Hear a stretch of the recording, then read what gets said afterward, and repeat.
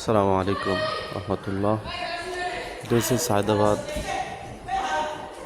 যেই দরবার শরীফ রয়েছে চিশতিয়া, এগুলো সেই ঢাকার সায়দাবাদ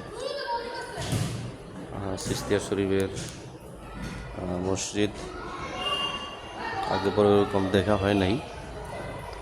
খুবই সুন্দর, অনেক কারুকাজ রয়েছে আদি যুগের মসজিদ। খুবই চমৎকারভাবে করা হয়েছে, খুবই সুন্দরভাবে বিভিন্ন জায়গায় আরবি লেখা রয়েছে। তার উপরে গম্বুজের মতো রয়েছে, ওটার ভিতরে অংশ রয়েছে আরবি লেখাগুলো। অনেক সুন্দর একটি খোদাই করে বিভিন্ন জায়গায় জায়গায় দরজার সামনে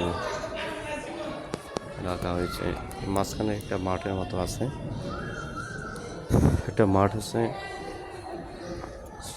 যেখানে বাচ্চারা খেলাধুলা করতে পারে।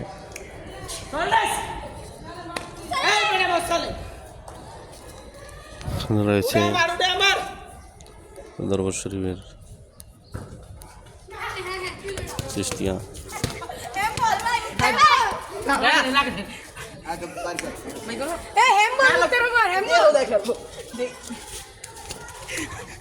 গেট মাঠের মাঝখানে, মাঠের ঠিক পশ্চিম পাশেই গেটটা করা হয়েছে সুন্দর।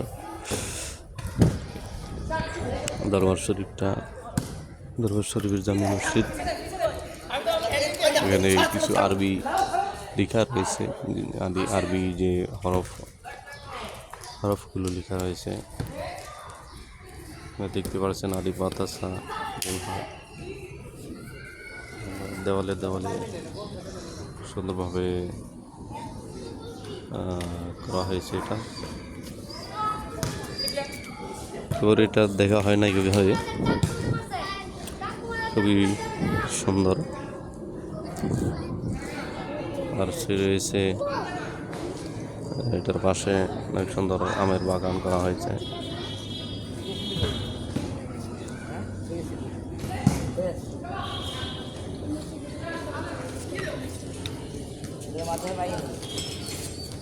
হুজুর মাঝে মাঝে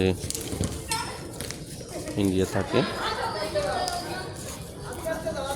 পাশে তার যেখানে তার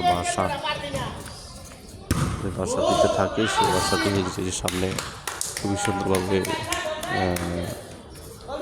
তৈরি করা হয়েছে।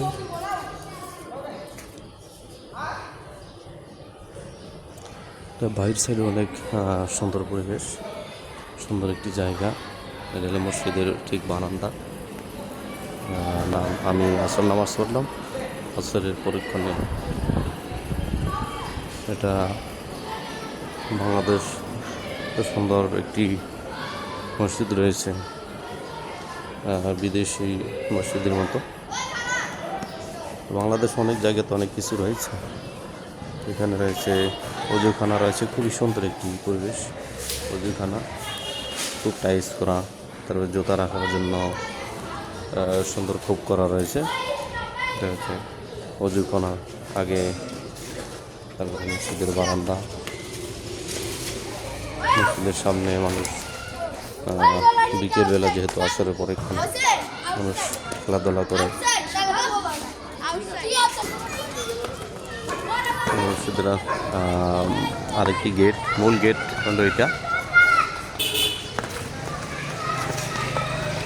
হচ্ছে মূল গেট। গেটটি তালা মারা থাকে। তো মসজিদে যাওয়ার আরেকটি রাস্তা আছে। তা জুমার দিন খোলা থাকে, জুমা নামাজের পরে এটা বন্ধ হয়ে থাকে। সুন্দর একটি পরিবেশ। কাবা ঘরের একটি অংশ বানানো হয়েছে, কাবা ঘর উপরে মসজিদ সুন্দরভাবে করা হয়েছে। হুজুরি যেখানে থাকেন সেটা হলো এই বাড়িতে। আরও কিছু দেখো, এটা সায়দাবাদ সায়দাবাদ যে আমাদের স্টেশন, মূল স্টেশন যেটা সায়দাবাদ বাস টার্মিনাল, এখান থেকে বিভিন্ন জায়গাতে যাওয়া যায়। এটা ঠিক এই ওভারব্রিজটার পাশেই। আর এখানে মৃত ব্যক্তিদের গোসল করার ব্যবস্থা রয়েছে, সেটা আমি দেখাচ্ছি।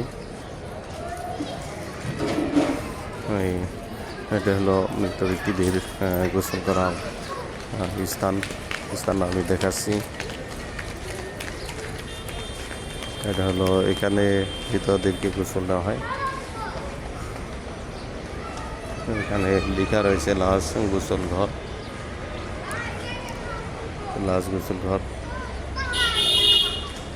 যাই হোক, আপনাদেরকে দেখাতে পারলাম।